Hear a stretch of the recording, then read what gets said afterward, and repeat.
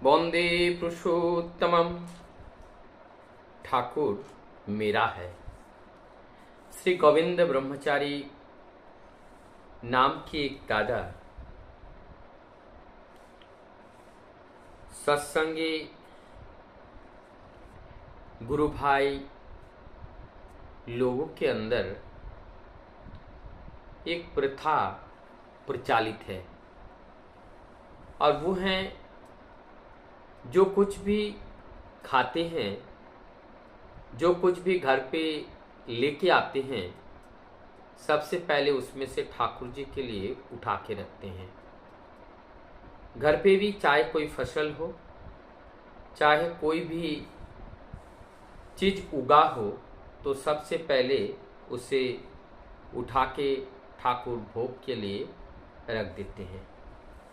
ठीक ऐसा ही एक घटना हमारे श्री गोविंद ब्रह्मचारी दादा के साथ हुआ। एक जमींदार के घर रहते थे। दोनों साइड में उनके वो भी वहाँ पर उस घर में रहते थे, हम लोग बीच में रहते थे। जिस मकान मालिक के घर रहते थे वो लोग, उनका खेती वेती बहुत ज़्यादा था। वो लोग खेती करते थे, उसमें अच्छे फसल भी उगता था, और उन लोगों के फसल को देखकर मेरा भी मन करता था कि कुछ फसल उगाया जाए। लेकिन दुर्भाग्यवश हमारे पास कोई खेती नहीं थी। तब हमारे घर के पीछे एक पुराना घर पड़ा हुआ था।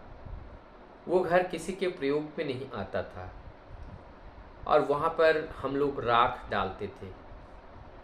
एक दिन हमने मन में सोचा, क्यों ना उस घर के, उसमें तो ऊपर का छप्पर भी नहीं है, खिड़की नहीं है, दरवाज़ा नहीं है, खुला है, तो वहाँ पर राख डाला जाता है, वहाँ पे कुछ फसल लगाया जाए।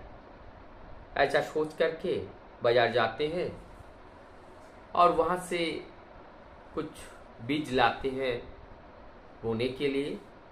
और जब बीज लेने के लिए गए, लोगों ने कौतूहलवश उनसे पूछा, आप बीज लेकर के कहाँ बोएंगे? उन्होंने कहा कि घर के पीछे जो हमारा थोड़ा सा जगह पड़ा हुआ है घर का, और उसमें राख है, मैं उसके अंदर ये लगाऊंगा।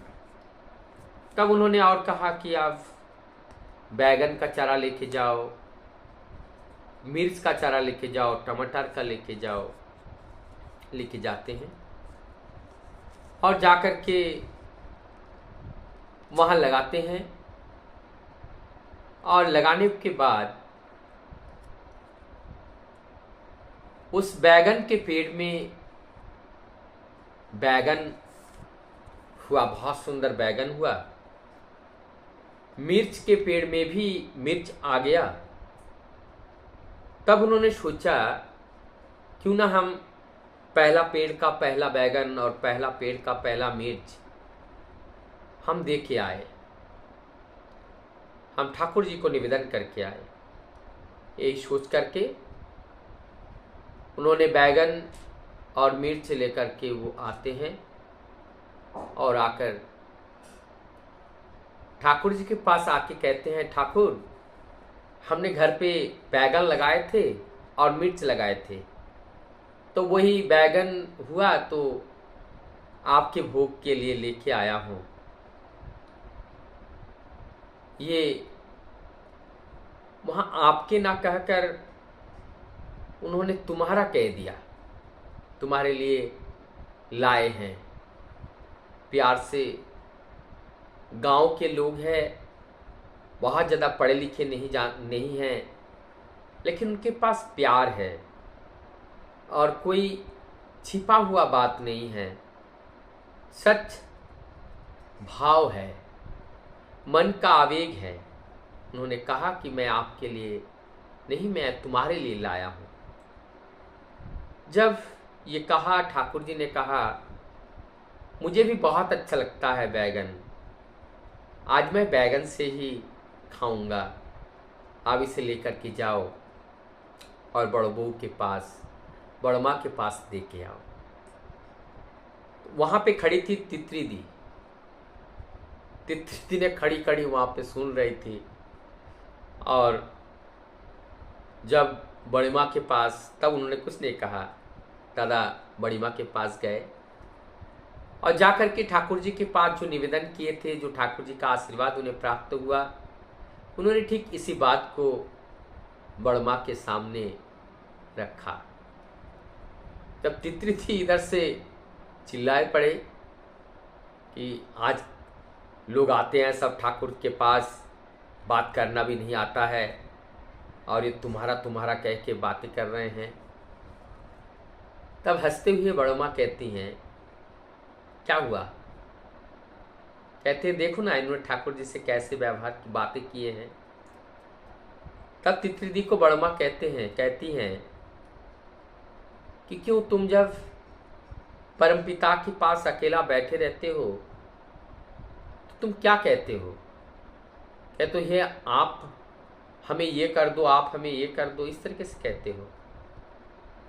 क्योंकि जब हम उनके निकट जाते हैं, उनके पास जाते हैं, तब प्रभु से यही प्रार्थना करते हैं, हे प्रभु आप ही हमारे जीवन साथी हैं, तुम ही हमारे रखवाले हो। और जब हम इष्टभीति करते हैं तो क्या कहते हैं? जीव जगत जीवन कारण करुणामय स्वामी तुम्हारी दया में। तो यहाँ पे तुम्हारे बोलते, तुम बोल रहे हैं यहाँ पे तुम्हारी, मतलब आपके दया से ही ये जीवन मिला है, सारा आनंद सुख सब आपके दया से ही मिला है। इसलिए मैं आप ही को प्रणाम निवेदन करता हूँ, क्योंकि निवेदन पाने के जो उपयुक्त जो यज्ञ हैं वो आप हैं।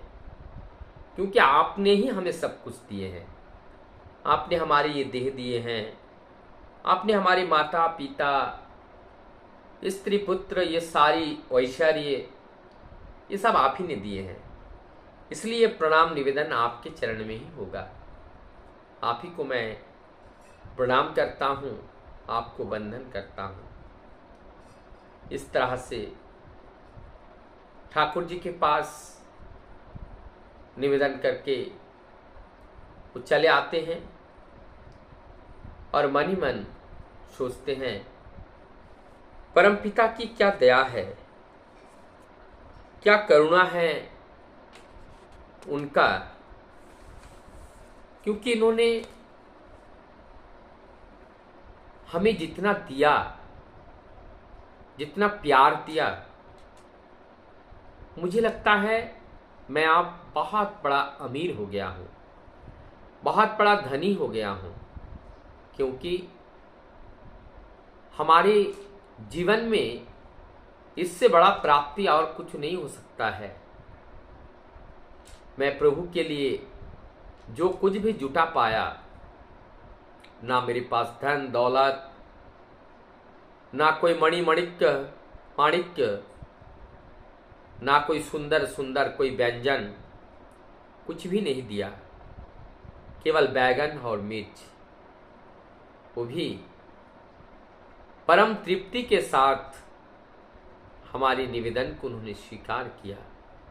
और केवल स्वीकार नहीं, उन्होंने तुरंत बड़ माँ से कहकर वो दोपहर का भोग भी निर्माण कराया और वो ठाकुर जी ने ग्रहण किया। तो मैं ये कह सकता हूँ ये मेरा ठाकुर है, ये मेरा देवता है, ये मेरा प्राणेश्वर है, ये मेरा जीवन है, ये मेरा सर्वस्व है। इसीलिए ना उन्होंने हमें उजाड़ करके सब कुछ दिए हैं, हम सब पाए हैं। मैं उसी परम पिता के चरणों में सबकी मंगल वंदना करता हूँ। वंदे पुरुषोत्तम।